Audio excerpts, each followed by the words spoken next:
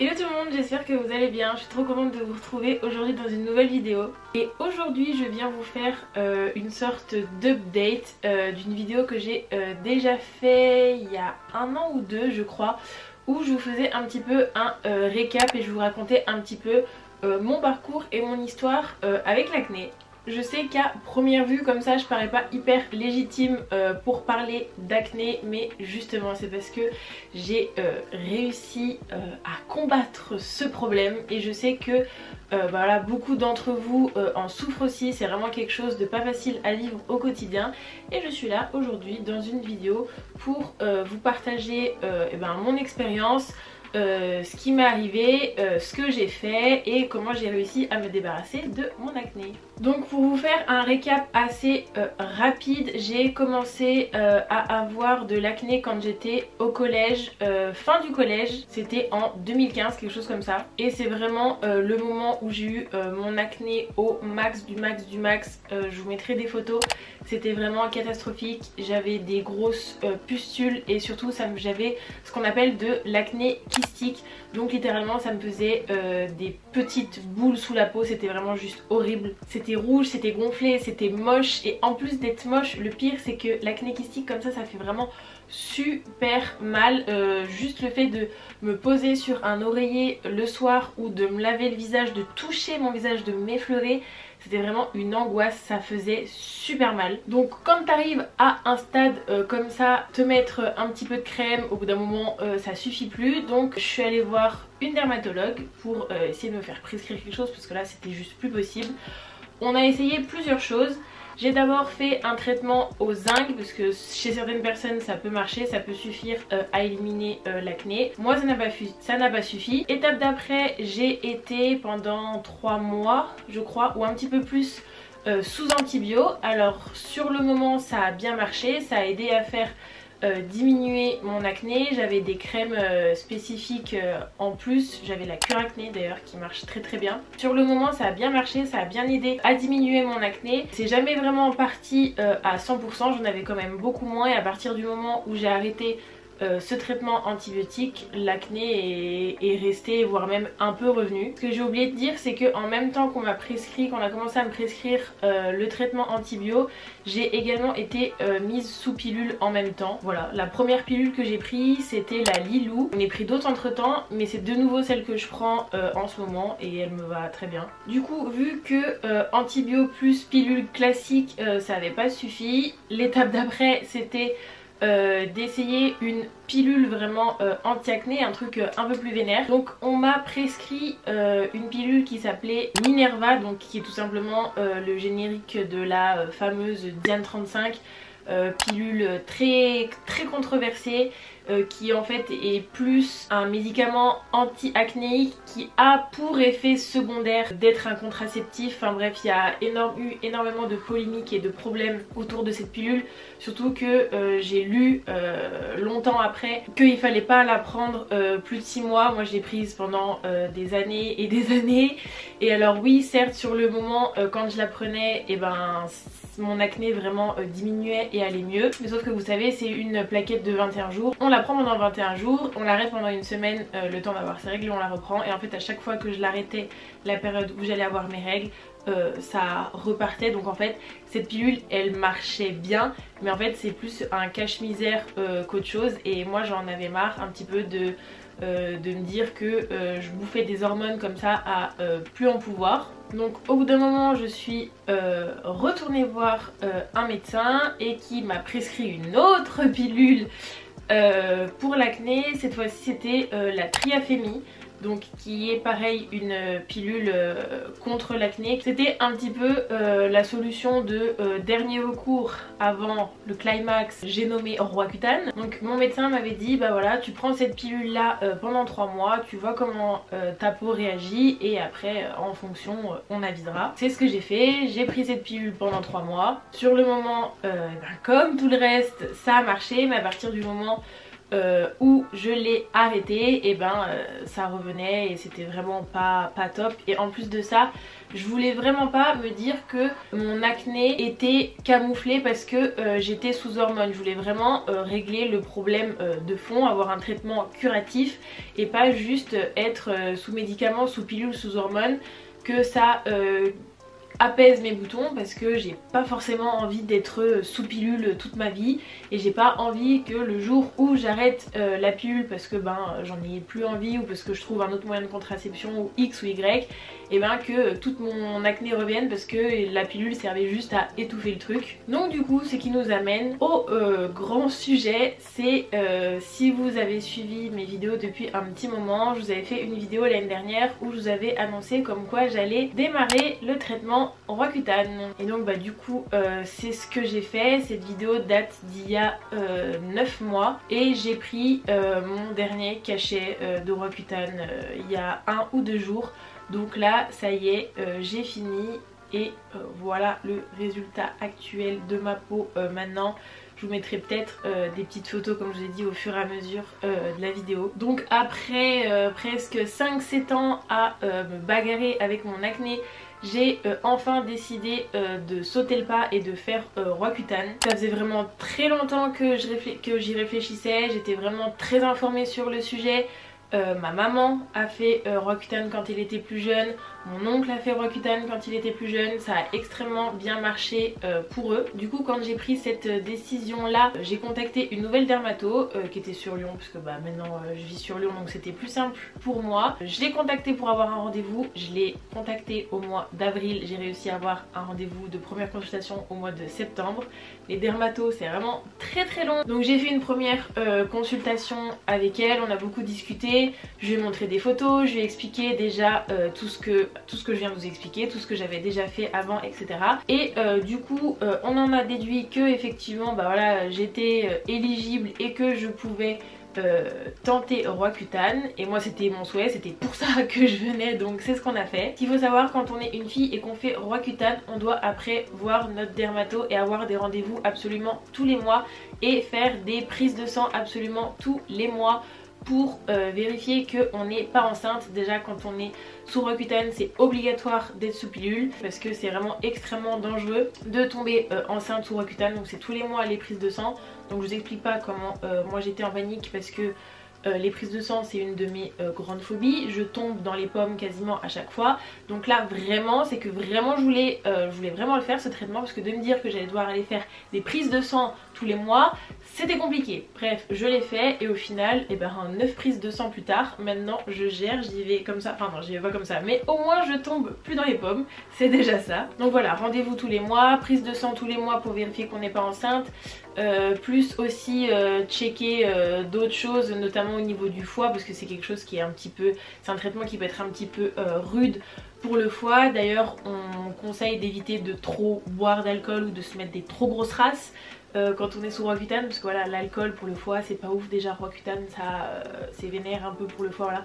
Moi j'ai jamais eu aucun souci de ce côté là, à chaque fois mes prises de sang revenaient toujours clean, jamais eu de problème de foie ou ailleurs. Globalement franchement j'ai vraiment vachement bien supporté le traitement. Un truc qui est assez drôle aussi, enfin drôle, Roaccutane c'est aussi connu pour avoir énormément d'effets secondaires le temps du traitement, notamment tout ce qui va être un petit peu trouble de l'humeur, dépression, être un peu en mental breakdown tout le temps, etc. Moi c'était quelque chose qui me faisait assez peur au début. Et au final, étant donné que j'ai fait Roaccutane dans une période de ma vie où ça allait très bien, j'étais épanouie dans ma vie, épanouie dans mes études, enfin tout allait bien. Donc du coup j'avais pas de raison trop d'aller mal, donc ça pour le coup je l'ai vraiment pas ressenti. Mais vu que c'est un effet secondaire connu, voilà, genre d'avoir des pensées suicidaires et tout, genre ça peut aller loin. À chaque fois dans mes rendez-vous tous les mois j'avais tout un petit questionnaire à remplir sur comment je me sentais, est-ce que j'avais l'impression que le traitement influait sur mes relations avec les autres. Il y avait vraiment, je devais cocher des trucs genre je me sens moche, j'ai des pensées noires, enfin tout un petit questionnaire comme ça auquel je devais répondre à chaque fois, et ça te donne un score et il faut pas avoir un score trop élevé sinon ça veut dire que t'es un peu trop touché. Moi à chaque fois j'avais peut-être genre un point ou quoi, même pas, parce que genre je disais que j'étais un peu fatiguée ou ce genre de choses, mais vraiment ça m'a pas du tout affecté du point de vue psychologique, donc ça j'en suis très contente. Concernant les effets secondaires que j'ai pu avoir, un petit peu de fatigue, bien évidemment la peau un peu plus sèche, parce que c'est justement ça en fait Roaccutane. En gros, pour la faire très simple, le but du traitement ça va être de réguler toutes les glandes sébacées, donc tout ce qui va être création de sébum, donc ce qui hydrate naturellement votre peau et qui fait que des fois on a la peau trop grasse, ou ce qui va créer justement les boutons. Donc j'ai eu la peau donc forcément un peu plus sèche, mais j'ai réussi à me trouver toute une routine, des crèmes etc pour compenser ça. D'ailleurs si ça vous intéresse, je vous ferai une vidéo skincare et des produits que j'ai utilisés aussi pour aider à améliorer mon acné, pour ma peau etc. Dites-moi en commentaire si ça vous intéresse. Donc la peau sèche, mais ça franchement ça va avec les crèmes que je mettais.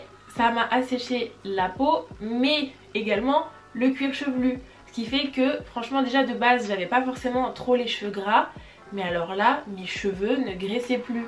C'est à dire que je me les lavais une fois par semaine, voire même une fois tous les 10 jours, mais c'était vraiment pour ma bonne conscience, parce que vraiment mes cheveux ne graissaient pas. Genre une semaine après avoir fait un shampoing, mes cheveux étaient toujours clean, enfin c'était un truc de ouf. Bon, ça maintenant que j'ai arrêté le traitement et que ma peau va réapprendre à se réguler toute seule, je vais récupérer des cheveux un peu normaux. Mais ça c'était un point positif du coup des traitements, de ne jamais avoir les cheveux gras et faire un shampoing tous les 36 du mois, ça c'était vraiment pratique. J'ai eu aussi en effet secondaire quand je me mettais du gel hydroalcoolique sur le dessus des mains, pas l'intérieur mais sur le dessus, ça me faisait comme une sorte un petit peu d'eczéma, ce genre de choses. Donc ça pareil, je me mettais un petit peu de crème. Apparemment c'est typique aussi de Roaccutane d'avoir des petites plaques ou sur le dessus des mains. Moi si je me mettais du gel dessus c'était catastrophique fois 1000. Voilà, c'était pas très dérangeant, je mettais du Cicaplast et ça allait. Et après aussi vers la fin, donc aussi beaucoup toutes les muqueuses aussi normalement qui sont connues pour être vachement asséchées. Donc les lèvres, l'intérieur du nez, les yeux, ça j'ai eu un petit peu, mais en vrai pas trop. Les yeux secs, l'intérieur du nez, les lèvres. J'ai toujours mis, pareil, j'ai toujours eu des super bons produits, donc ça a été juste là vers la fin où j'étais au plus haut dosage de mon traitement. Je commençais à avoir les lèvres un peu sèches et surtout très très chiant qui se fissuraient au niveau des commissures. J'en ai encore un petit peu. Et ça c'est vraiment très très chiant. Ce qui fait que du coup en fait on a là les commissures des lèvres qui se fissurent. Du coup à chaque fois que tu ouvres la bouche, ah bah ça se réouvre, ça fait super mal, donc c'est hyper chiant à faire partir. Mais bon, relativement tous les effets secondaires que j'ai pu avoir, enfin voilà, sont largement tolérables. Et franchement maintenant que c'est fini, moi je peux dire que mon traitement je l'ai vraiment très bien vécu. Comme vous pouvez le voir, ça a vachement bien marché sur moi. Aussi pour ceux qui vont prendre le traitement ou qui le prennent ou qui veulent savoir, j'ai commencé mon traitement à 30 mg et le plus haut où je suis montée c'était à 45. Donc voilà, si ça en intéresse certains. Sachant que oui en fait Roaccutane c'est une boîte, bah attendez je vais essayer d'aller vous chercher une boîte pour vous montrer. Voilà, donc c'est tout simplement une boîte de médicaments comme ça. Donc moi c'était pas, donc moi c'est Curacné que j'ai eu, c'est le générique, c'est exactement pareil, mais la molécule c'est l'isotrétinoïne et ça se présente tout simplement comme ça, une boîte de médicaments que vous prenez tous les jours. Moi je le prenais le soir en même temps que ma pilule. Donc voilà un petit peu le bilan et le résultat de mon traitement après 9 mois de Roaccutane. C'est un traitement qui a bien marché pour moi, mais vraiment comme je l'ai dit, voilà, c'est vraiment la chose qu'il faut faire en dernier retour quand on a déjà essayé plein de choses avant et que ça n'a pas suffi. En parallèle du traitement, j'ai quand même des petites astuces et des petits conseils à vous partager que moi j'ai utilisé et qui m'ont aussi aidé, que ce soit avant le traitement, pendant et même là que je vais continuer de faire après, pour avoir bah voilà, une bonne qualité de peau. Première chose que on vous dit à chaque fois, qui peut vraiment paraître nul, mais je vous jure que c'est vrai et que ça marche, il faut boire de l'eau, il faut hydrater votre peau quand vous avez des boutons. En fait on a tendance à se dire que quand on a des boutons, quand on a la peau grasse etc, on va vouloir faire tout ce qui est peeling, gommage, l'exfolier, la surnettoyer, l'agresser, enlever ce gras qu'elle produit en trop. Mais c'est vraiment surtout pas ça qu'il faut faire. Il faut justement au contraire venir apporter de l'hydratation à votre peau, que ce soit à l'intérieur en buvant ou à l'extérieur justement avec des crèmes hydratantes qui vont venir hydrater votre peau. Boire de l'eau, c'est très important. Ensuite, quelque chose de très important, c'est de changer votre thé d'oreiller régulièrement, parce que c'est là où votre visage va être en contact pendant plusieurs heures la nuit. Donc c'est vraiment important de le changer et de le laver régulièrement pour éviter la transmission de bactéries, ce genre de choses. Vous pouvez aussi utiliser des compléments alimentaires. Moi c'est quelque chose que je fais depuis très longtemps maintenant. Je vous en ai déjà parlé des fois dans mes vlogs ou dans mes morning routines. Ça fait vraiment très longtemps que moi j'utilise les compléments alimentaires de chez Cure. C'est une marque dont je vous en ai déjà parlé, que j'utilise depuis très longtemps. Le principe il est génial. Vous allez sur le site, vous allez faire un test, répondre à des petites questions pour un petit peu apprendre à connaître vos besoins. Suite à ce test, Cure va vous donner une liste de compléments alimentaires qui correspond à vos problématiques et ce que vous avez renseigné dans le test juste avant. Vous pouvez en ajouter d'autres, etc.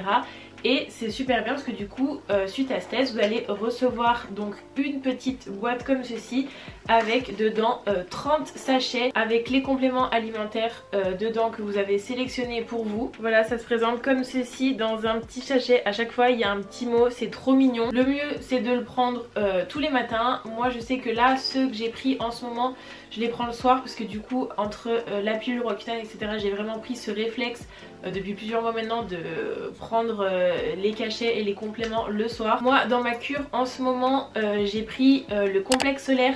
Donc ça c'est quelque chose qui va aider du coup à protéger la peau du soleil, parce que le soleil, j'en reparlerai juste après, mais c'est très important par rapport aux boutons, aux cicatrices, etc. Donc le complexe solaire pour aider à protéger la peau, et vous ça peut vous aider aussi si vous voulez à bronzer, à conserver le bronzage. Dans cette cure là j'ai aussi pris du collagène, voilà, pour aider ma peau à aller mieux, à se régénérer, parce que maintenant que je n'ai plus d'acné, il me reste quelques petites cicatrices, mais franchement c'est déjà quand même bien parti. Pareil avec la routine skincare que je me suis trouvée, je vous en ferai une prochaine vidéo. Donc voilà, pour aider un petit peu à régénérer ma peau. Et j'ai un autre truc aussi, du L-tryptophane. Donc ça c'est quelque chose que j'ai pris justement le soir pour aider un petit peu à s'endormir, à réduire le stress, c'est bon pour la digestion, etc. Donc voilà, moi les compléments que je prends en ce moment, sachant que sur Cure vous pouvez aussi avoir du zinc, comme je vous en ai parlé au début de vidéo.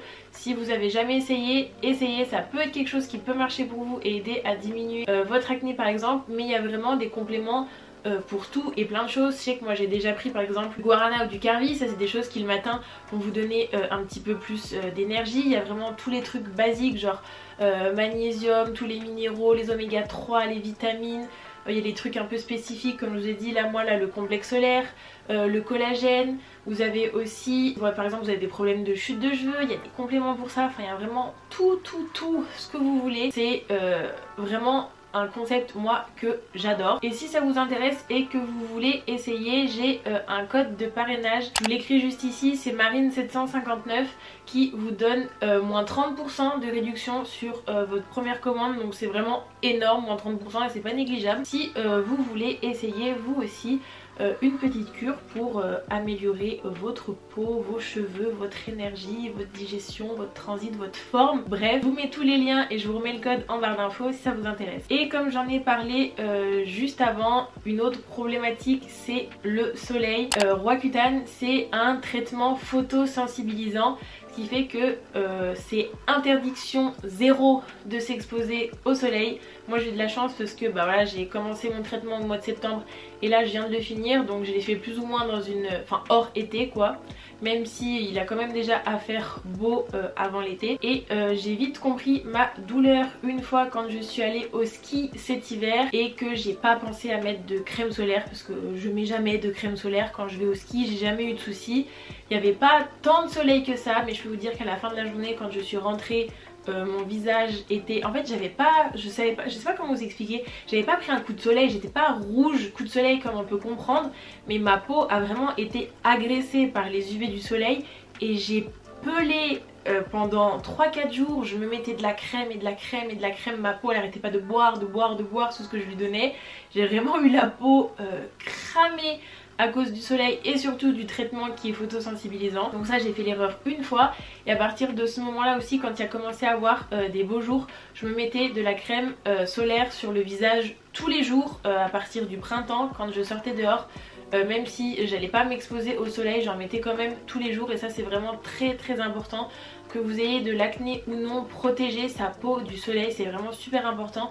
On devrait franchement en mettre tous les jours comme une crème hydratante. Moi du coup avec Roaccutane, c'est une habitude que j'ai pris et que je vais garder là cet été parce que là ma peau est encore sensible au soleil. Cet été le bronzage pour moi c'est mort, c'est niette, je m'expose pas, je peux pas sous peine de cramer immédiatement.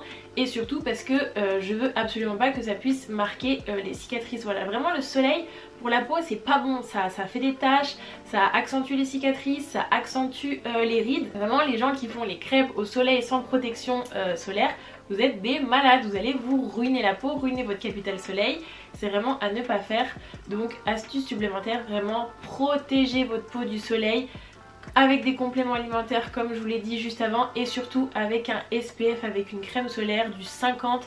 C'est vraiment primordial. Et mettre de la crème solaire, c'est pas ça qui va vous empêcher de bronzer. La crème solaire elle va vous empêcher de cramer, de brûler, pas de bronzer. Donc de la crème solaire pour le visage, c'est vraiment très important. Donc voilà tout le monde, cette petite vidéo sur mon acné et comment j'ai réussi à me débarrasser de mon acné vous aura plu. Si ça t'a plu, n'hésite pas à me laisser un petit commentaire et à me dire en commentaire vous, vos témoignages, votre histoire avec votre acné, vos boutons, ce que vous avez fait, comment vous le vivez. Ça peut vraiment être voilà, un moyen de partager un peu nos témoignages tous ensemble, de voir les histoires des autres et aussi comprendre que bah voilà, si toi aussi t'as de l'acné derrière ton écran, bah voilà, t'es pas tout seul. Partagez-moi toutes vos expériences en commentaire, je me ferai vraiment un plaisir de les lire et d'y répondre. Si c'est pas déjà fait, tu peux aller me suivre sur mon compte Instagram, je te le mets juste ici, @marinebenyy.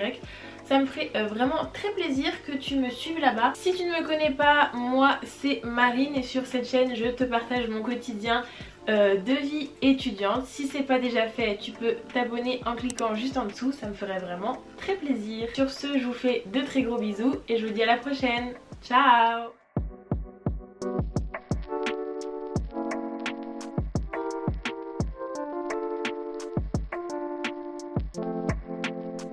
On mange quoi ?